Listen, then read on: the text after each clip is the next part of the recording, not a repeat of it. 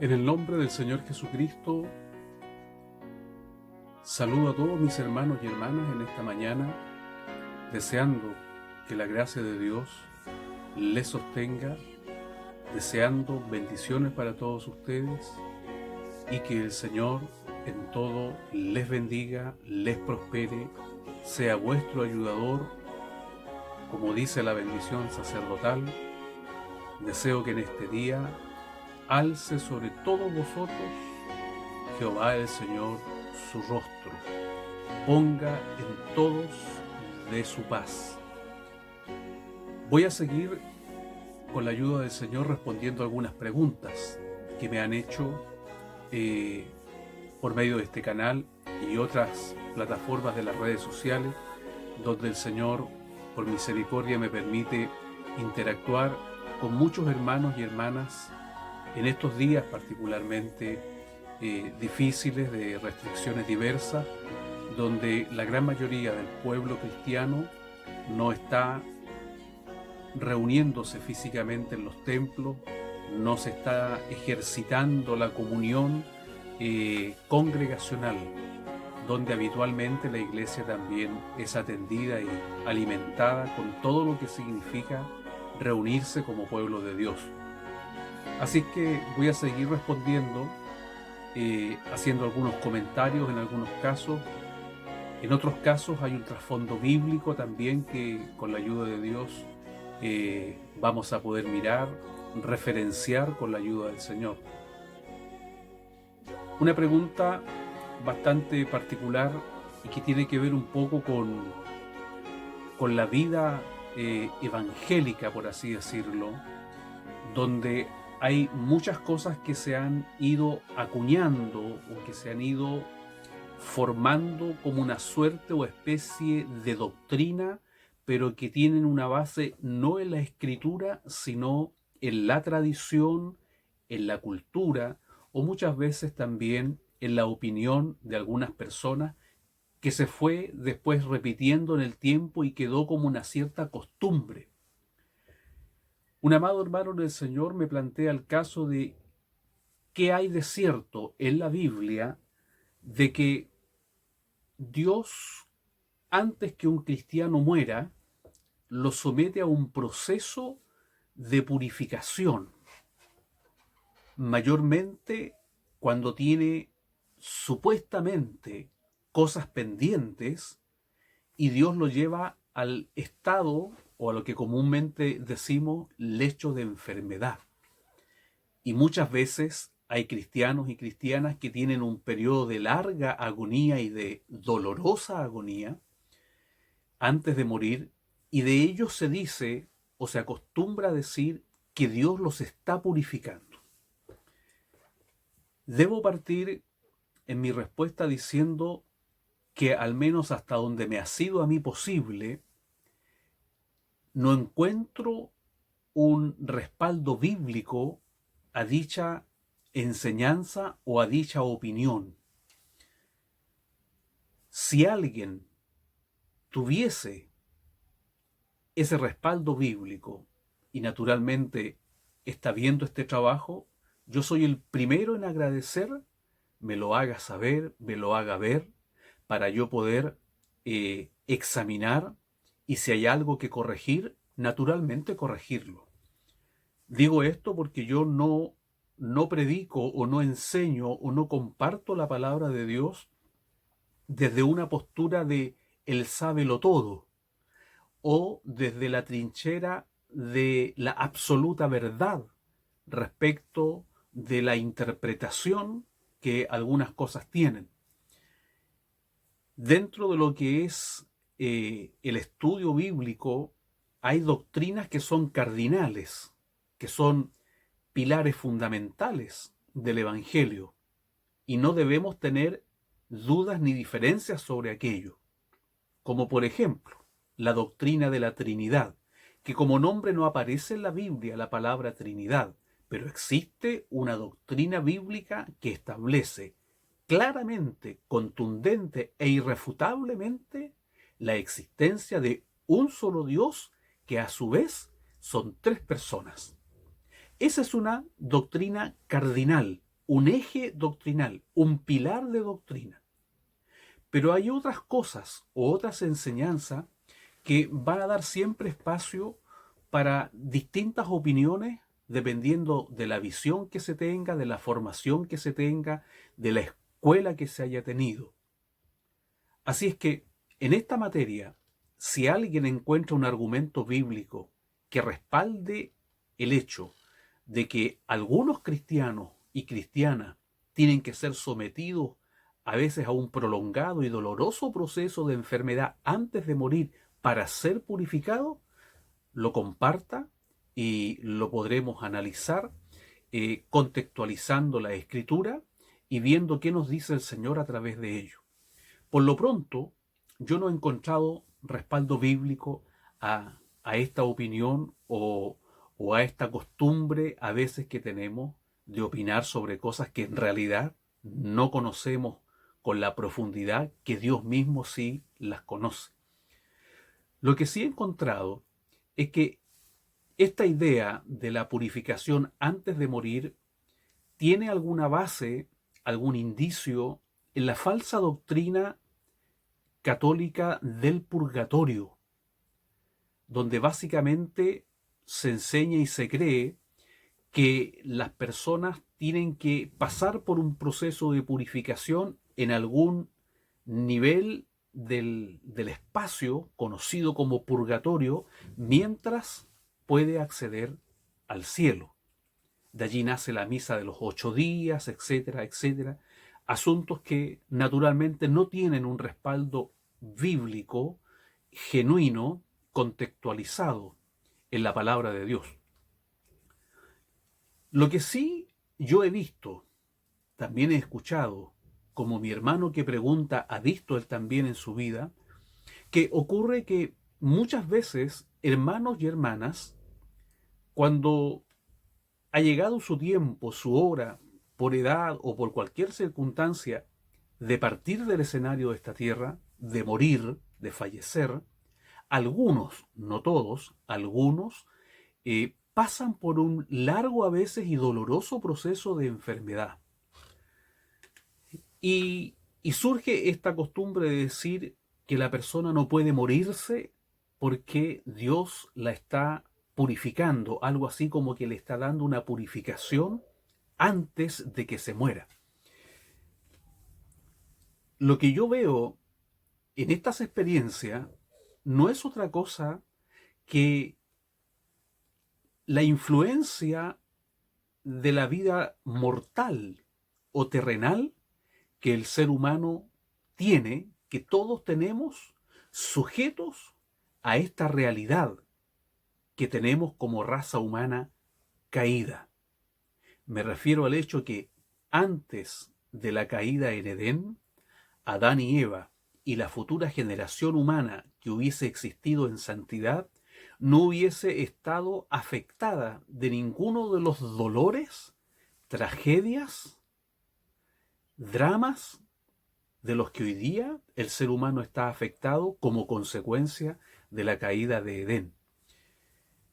Así es que en estas experiencias particulares, donde hay creyentes que sufren mucho antes de morir, yo por lo menos no veo otra cosa que el desarrollo de estas tantas calamidades que a cualquiera de nosotros nos puede tocar vivir en algún momento, ya sea en el tránsito de la vida o cuando llegue el momento final, si es que hemos de gustar también nosotros el proceso triste, por cierto, lamentable, de la muerte, pero que para el cristiano tiene una connotación de victoria, porque la muerte para el cristiano es una victoria, porque no es otra cosa que el cambio a una esfera espiritual eterna en la presencia del Señor. Todos los que por voluntad de Dios vayamos a morir, podemos morir de cualquier manera.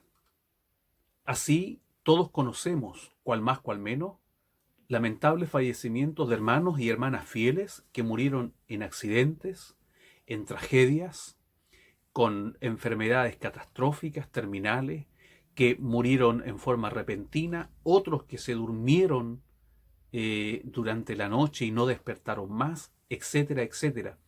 No hay un patrón, no hay un estándar definido y no hay tal cosa, por lo menos en mi averiguación bíblica, que tenga que ver con una purificación de último minuto antes de morir. Lo que Dios sí establece en su palabra es el hecho de que durante la vida cristiana, durante el desarrollo de la vida cristiana, el hijo, la hija de Dios, vive un proceso de santificación. Hay dos cosas que mirar en esto, en el tema de la santificación. Por lo menos hay dos enfoques. Uno es que cuando el Señor obra en el ser humano, nace de nuevo la persona, la Biblia dice que ha sido santificado. La expresión indica un acto ya realizado, completo, acabado. Pero también la Biblia habla de un proceso de santificación.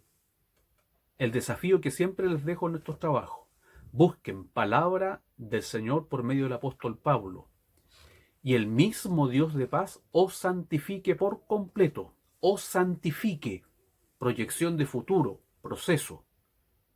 A los que llamó, a los que predestinó, a los que eligió, a los que escogió, también los santificó. Obra hecha, completa, acabada.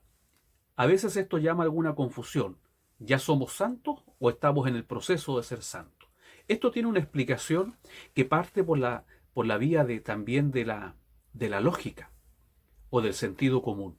Cuando la palabra de Dios habla que nosotros somos santos porque Dios es santo, lo que nos está diciendo es que llevamos la marca registrada de nuestro Padre.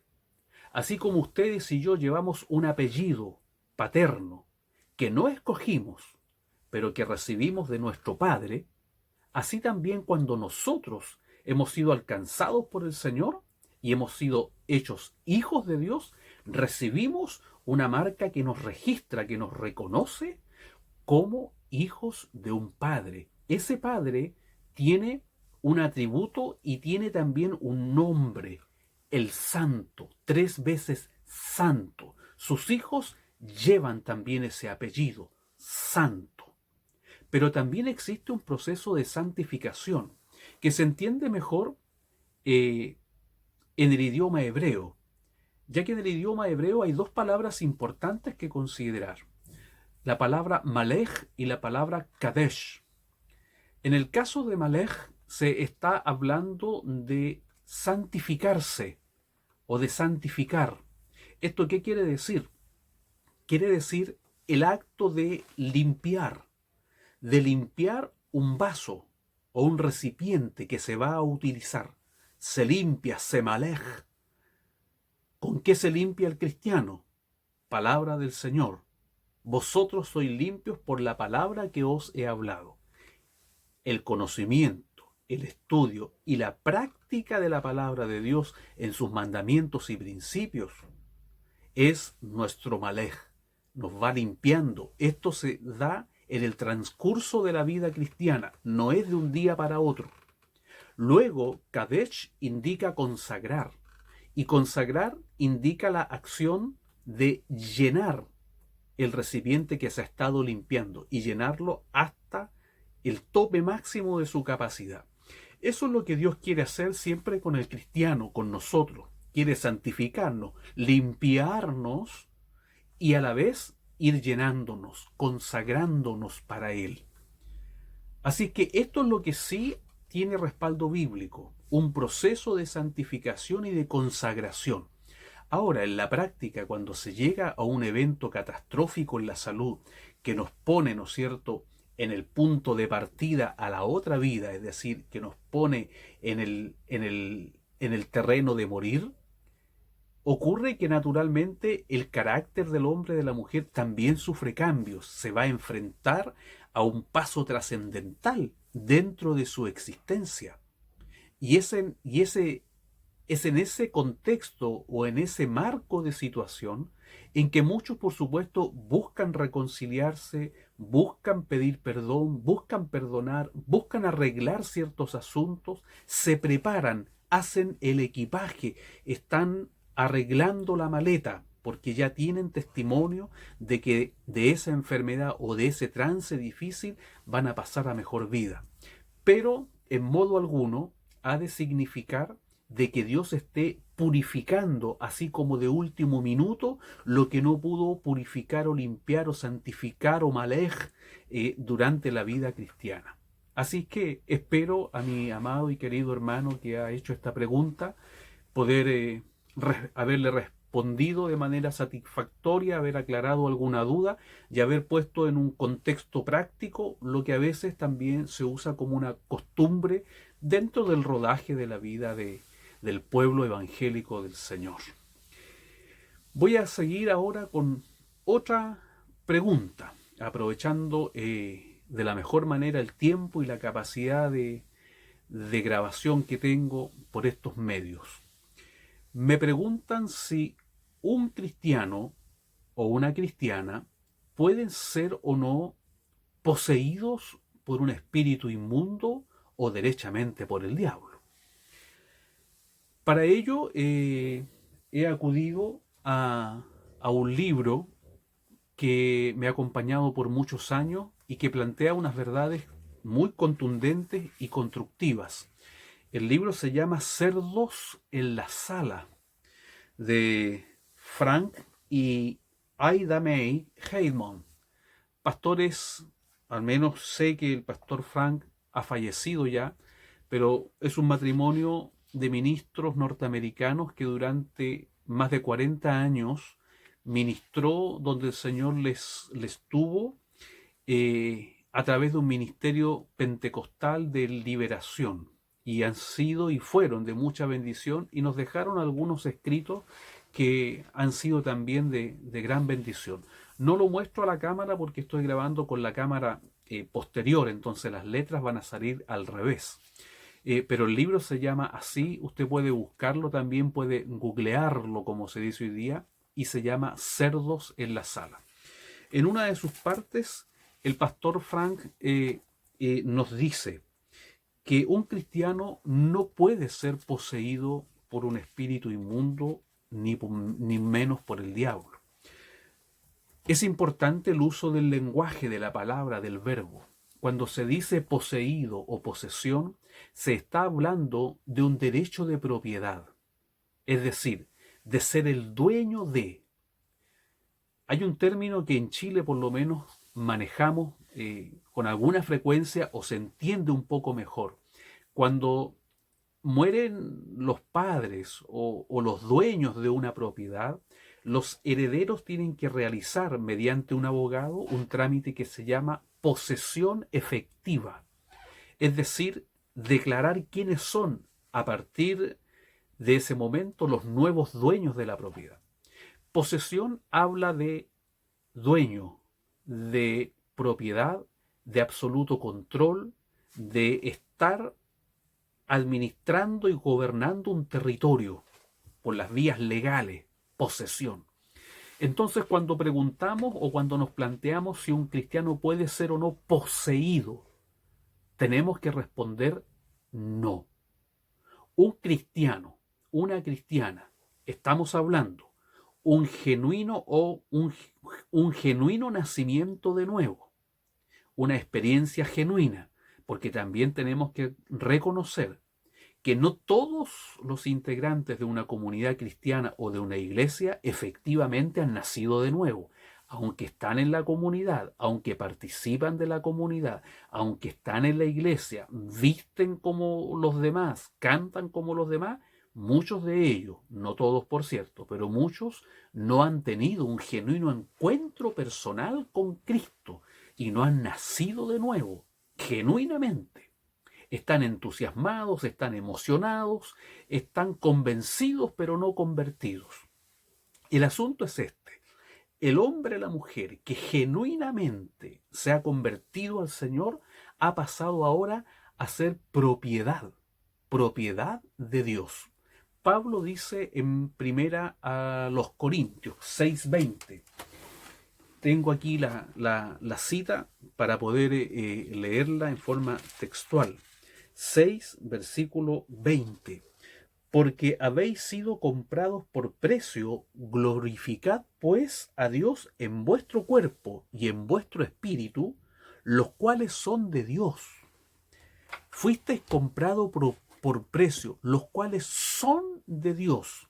Allí se da un sentido absoluto de propiedad y de control de Dios sobre la criatura, que se ha convertido genuinamente al Señor. Por lo tanto, habiendo ya un dueño, a saber, Dios Padre, Hijo y Espíritu Santo, el Eterno, el Creador, siendo Él nuestro dueño, no puede haber sobre esta propiedad espiritual ni física otro dueño que no sea el mismísimo Dios del cielo. Ahora bien, hay un hecho de la vida real que se repite, no sé si en todas partes, pero en muchas partes, en donde a veces los hijos de Dios, genuinos, legítimos, convertidos, de pronto se ven influenciados por espíritus inmundos, ya sea en sus pensamientos o incluso en algunos casos más graves, hasta en su propia conducta.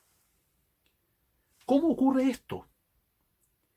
Vuelvo a repetir, allí no podemos usar el término posesión o poseído por, sino debemos entender que por un descuido o por una vida descuidada o por una conducta cristiana descuidada, muchas veces negligente y liviana, o también una vida cristiana basada en la ignorancia, se abren puertas por las cuales un espíritu inmundo o varios espíritus inmundos pueden llegar a tener influencias fuertes sobre la vida de un hijo, de una hija de Dios. Jesús enseñó, búsquelo también en los evangelios, acerca de qué pasa cuando el espíritu inmundo sale. Jesús dice que el espíritu inmundo sale, se va a lugares secos o desérticos, vaga un tiempo indeterminado, pero luego regresa a mirar la que fue su antigua morada. Y al verla, siga los relatos en los evangelios sinópticos sobre esto para que pueda usted entender bien. Al verla ordenada, limpia y vacía, va a buscar otros espíritus inmundos más poderosos que él e ingresan nuevamente a esa persona, y el postrer estado del hombre viene a ser peor que el primero. ¿Dónde está la clave de esta enseñanza? En la expresión vacía. Cuando el Señor liberta a una persona, la casa queda limpia. Si la persona se ha convertido, la casa debe estar ordenada. Pero hay un riesgo. Nunca la casa debe quedar vacía. Hay que llenarla de todo lo bueno que significa la relación profunda con Dios. En nuestra ignorancia, o a veces en nuestro descuido, en nuestra rutina cristiana, nos volvemos perezosos, negligentes, nos enfriamos, nos entibiamos como cristianos, podemos dar lugar a espacios vacíos y abrir puertas por donde nuestro adversario puede tener algún tipo de influencia. Quizás en el tormento de algún mal pensamiento, en la exacerbación de alguna debilidad física, carnal, de carácter, etcétera, etcétera, hasta llegar a casos más profundos donde a veces la influencia demoníaca puede llegar a provocar trastornos serios. Ahora, ¿qué hacer o qué se debería hacer en estos casos? Lo primero que hay que hacer es llamar a la atención, a la cordura, a la razón, a la persona que está bajo influencia de un espíritu inmundo. ¿A qué me refiero con esto? Me refiero al principio de propiedad. Lo voy a graficar con un ejemplo común y corriente. Cuando el dueño de casa encuentra que hay un intruso en su casa, que hay un ladrón o que hay una persona no deseada en su casa, lo primero que hace o que tendría que hacer para que esa persona no esté allí es ordenarle. ordenarle que salga. ¿Por qué? Porque él es el dueño de la casa, él tiene la autoridad, él tiene el derecho para ordenarle que salga. Si esa persona o ese individuo se niega a salir, entonces el dueño de casa puede llamar a la policía. Y cuando la policía llega, se entrevista con el dueño de casa, confirma que el dueño de casa quiere que esa persona abandone su casa y la policía, por el uso de la ley y la fuerza, lo va a sacar. Ese ejemplo es aplicable también para explicar el principio de autoridad y de mayordomía. Hay que llamar a la persona a la razón, a la cordura. Hay que llamar a la persona a que reaccione y tome en su mano, espiritualmente hablando, el derecho de propiedad y la responsabilidad de la mayordomía, para que sea esa persona primero la que reconozca que hay un intruso operando en su vida por algún motivo. Luego tiene que también quedar al descubierto el motivo, la razón. Una persona que ha encontrado un ladrón no puede simplemente quedarse de brazos cruzados porque finalmente el ladrón arrancó o la policía lo atrapó. Tendrá que revisar su casa. ¿Cómo es que un ladrón entró? ¿Por dónde entró? ¿En qué momento entró? ¿Qué hicimos que entró? ¿Qué dejamos de hacer que permitimos que entrara? Este es un principio importante en la vida espiritual. La persona en problemas de este tipo tiene que tomar razón y tiene que individualizar el intruso. Tiene también que reconocer los motivos por los cuales ese intruso ha estado influyendo en su vida. Tiene que experimentar arrepentimiento por aquello, reconocer su error y también, en muchos casos, es necesario que pida ayuda a la policía espiritual, esto es, a la iglesia, a la congregación, sean los pastores, sean los ancianos, sean diáconos, sean líderes espirituales cristianos. Tiene que pedir la ayuda necesaria. Así que este es un procedimiento establecido. En el mismo pasaje que he señalado y que le pido a usted que busque para que usted se familiarice con la Biblia, el Señor también señala que para sacar, ¿no es cierto?, al intruso, hay que atar al hombre fuerte.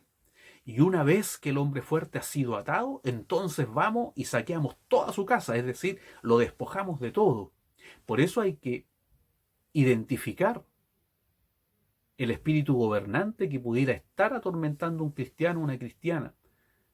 A veces las puertas que se abren son acciones que nosotros hacemos, decisiones que tomamos o sentimientos y emociones que albergamos. La falta de perdón, el rencor, los ánimos de venganza, el resentimiento, abren puertas para que algún espíritu de error pudiera estar ejerciendo algún tormento o algún mal en la vida de algún cristiano. También están las puertas abiertas que a veces desconocemos, porque ignoramos ciertas cosas, porque no lo sabemos todo, porque llegamos a esta vida a aprender y no aprendemos todo lo que teníamos que aprender. Pero esas puertas abiertas a veces desconocidas son los traumas sin resolver. Son aquellas cosas dolorosas, traumáticas, como dice el nombre, que dejaron huella profunda en nuestra mente, en nuestros corazones. Y esas huellas son puertas abiertas a veces también para el resentimiento, para el dolor, para la baja autoestima, para la autocompasión, para el miedo paralizante, para el terror, a veces incluso nocturno, para el buen desarrollo de las relaciones sociales saludables, para el buen ejercicio del respeto al prójimo, el respeto a sí mismo, etcétera, etcétera. Son puertas que están allí abiertas, son puertas que han quedado allí y que, como ignoramos que existen, muchas veces no sabemos cómo lograr lidiar con eso. Pero la gracia del Señor está con su iglesia y está con su pueblo, está con nosotros. El Espíritu Santo es nuestro ayudador, absolutamente en todo, desde las cosas más comunes y corrientes de la vida cristiana. El Espíritu Santo es nuestro ayudador hasta las cosas más difíciles y complejas que usted pueda enfrentar o que yo pueda enfrentar y vivir.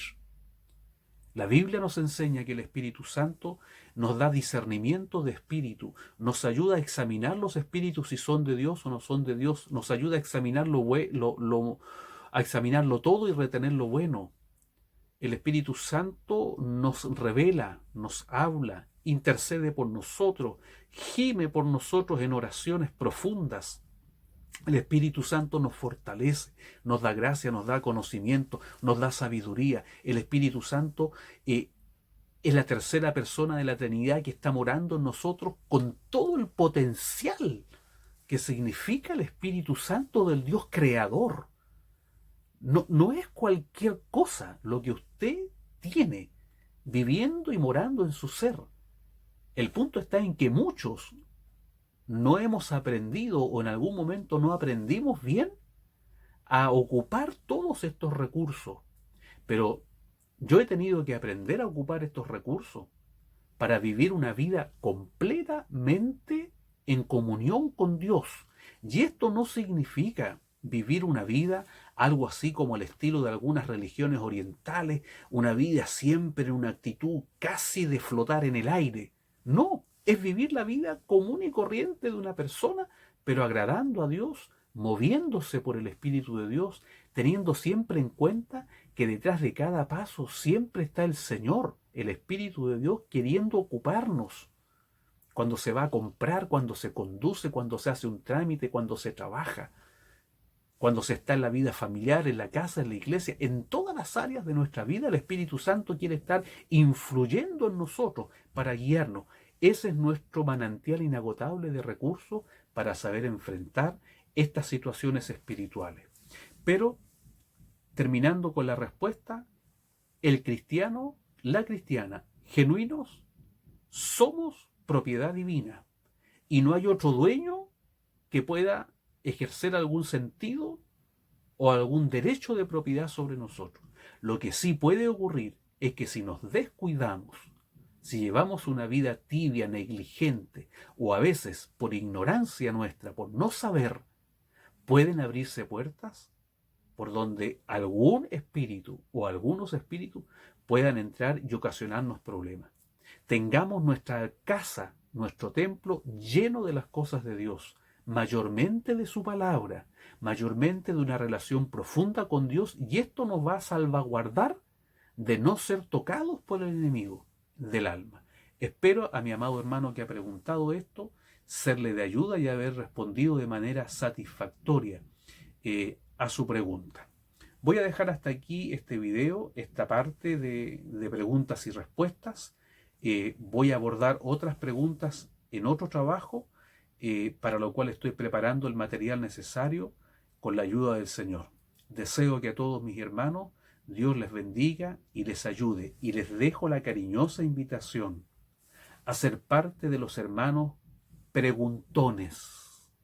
Les recuerdo que gracias a un hermano nuestro preguntón, heredamos uno de los muchísimos tesoros que la palabra de Dios tiene para nosotros. Tomás le dijo al Señor: Señor, tú dices que vas al Padre, ¿y cómo nosotros podemos ir si no conocemos el camino? ¿Cuál es el camino?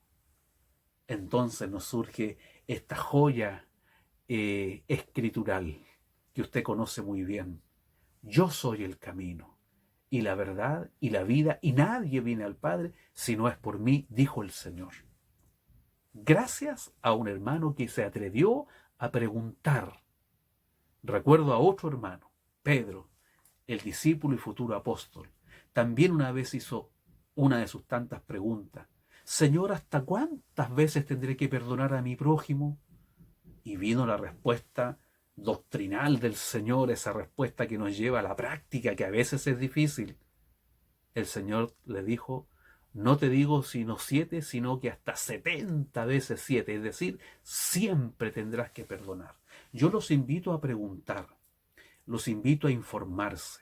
Si hay cosas que usted no entienda, es muy natural que no las entienda. Con la ayuda de Dios, con la gracia de su Espíritu, haremos lo posible y haremos lo que el Señor nos otorgue para poder responder de manera satisfactoria a las preguntas que ustedes pueden dejar en este canal, al pie, ¿no es cierto?, donde aparecen los comentarios, o por otras plataformas donde ustedes también me pueden ubicar. Habitualmente estoy en Facebook bajo el nombre de Hermano Nelson Alex. Ahí ustedes me pueden ubicar, está el Messenger, son las 3 plataformas que utilizo. No estoy en otras plataformas, creo que ha sido suficiente este escenario, digamos, esta vía de comunicación, y a través de ella Dios también ha bendecido estos trabajos, a muchos les ha sido una bendición, les ha ayudado a despejar dudas, y cuando nosotros despejamos dudas, alivianamos nuestra carga, porque siempre les voy a repetir en los trabajos cada vez que el Señor me lo recuerde. Después de el diablo, el peor enemigo del cristiano es la ignorancia. Salga de la ignorancia, aprenda, entérese, sepa lo que el Señor dice, y va a encontrar que sus días en la vida cristiana van a ser cada día mejor, cada día más victoriosos con la ayuda del Señor. Que Dios les guarde. Saludos fraternos a mis hermanos y hermanas de todo lugar, de todo sitio. Sigamos apegados al Señor en este tiempo de emergencia mundial en la salud.